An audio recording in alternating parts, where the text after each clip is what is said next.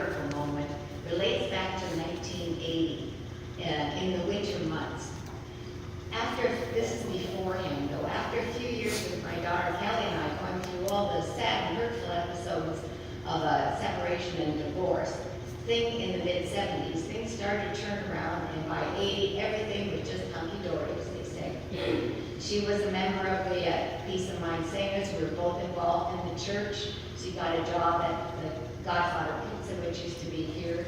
I got a promotion, so everything was going well, and we were both dating at the time. But above all, I had just purchased a brand new green Mustang with a white vinyl roof, and there's significance to that. Fantop College, where I worked, was decided that we should have a professional development day in Port Burwell at the Roman Catholic Seminary, and was bringing in a guest speaker from Manitoba on leadership styles. However, I was unable to stay for the Thursday evening because I had a class at Althouse. So the next morning, much to my surprise and fear, I woke up to a horrible snowstorm and ice storm.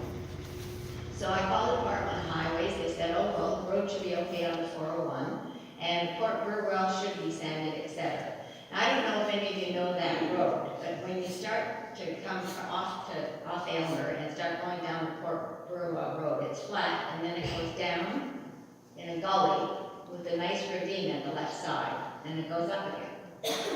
So off I go on the 401, got to Aylmer, everything seemed to be okay, and I got to the Port Burwell Road. And as soon as I hit that road, I know that the sanders had not been there. I put the car in low gear and watched it in my heart as it starts swerving.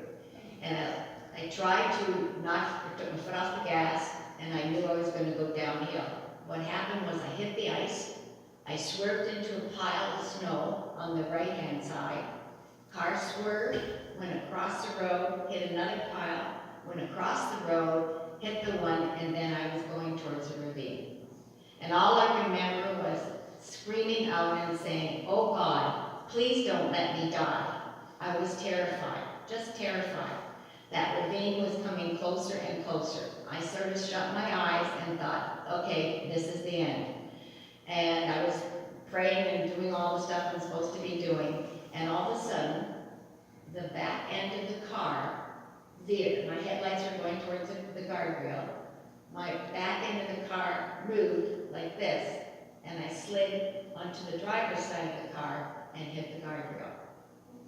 And I knew that I had been saved, but I didn't know why.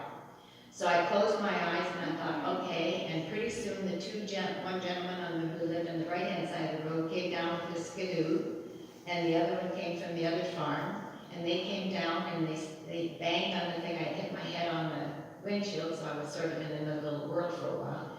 And they said, are you okay, lady? Are you okay? And I'm looking around and I'm looking into the ravine, and I said, yeah, I think I'm okay. And so what they said to me, they opened the door, they hauled me out of the car, and they both said this to me, lady, somebody up there really loves you. He just saved your life. So that moment, I agreed that God had certainly saved my life on that slippery slope. And as today we actually have all the ailments and ill health and all the troubles that we have seem to come to the foreground instead of the back where they should be. And things like me being saved that day by God being in the forefront. So just remember, anytime you're in a problem, ask God for help, and I'm sure He'll be there. And by the way, the other thing I yelled, which I would to this day could never figure out when I said, please don't let me die, is I hadn't paid the car loan off. I have no idea why